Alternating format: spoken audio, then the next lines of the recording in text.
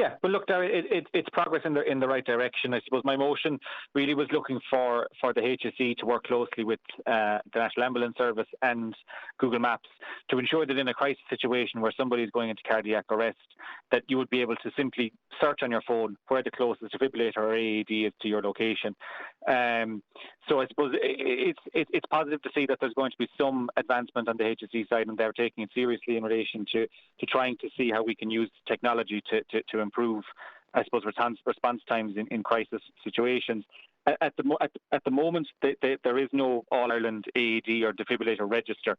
So it's positive to see that the HSE are at least looking at trying to start there and getting their list up to scratch on a cross-border basis. It won't affect us, obviously, that element of it in Clare being a cross-border, but it's positive to see that they're looking at it on an all-island basis and making it a 32-county kind of register, which is very, very positive. They've also, in the response to us here, said that one of the specifications of the register would be that there would be an AED finder functionality, and that essentially is what I have been looking for.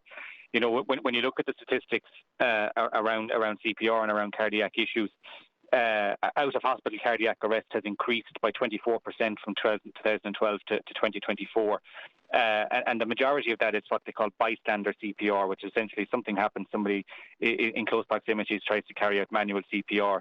And I think it would be a huge advantage in a situation like that if you could find, with a simple Google search on your phone, where exactly the closest register HSE approved defibrillator is. It could be a potential lifesaver. So I think it's a positive step in the right direction. It's not something that I'm going to let go. And I know when the motion came before the floor in the chamber last month, it got unanimous support, and it's something that hopefully we'll be able to push forward. And I'll certainly be following up with the HSE in the coming months to see progress on this. And that's the crucial thing, I think, David, is that oftentimes we do hear that there's an advanced healthcare, whether it's a strategy or whether it's infrastructure. In this case, look, it does sound very simple. It's just a matter of writing down and making a note of where these things are and making them publicly available. It's something, you don't want this to be available in 2 years' time. You want this to be available in 2 months, if possible.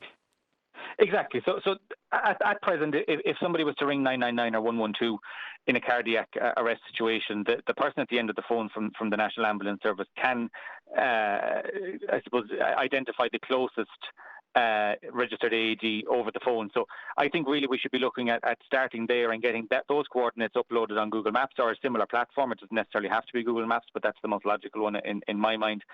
And it's about trying to also look at, which is in the response here, broadening that list and making sure that we're mapping out correctly exactly where these are located. This is, in my mind, should be a fairly straightforward process, and hopefully the HSE will be able to advance it quickly. But I suppose I'm somewhat heartened that the response at least is pointing us in the right direction.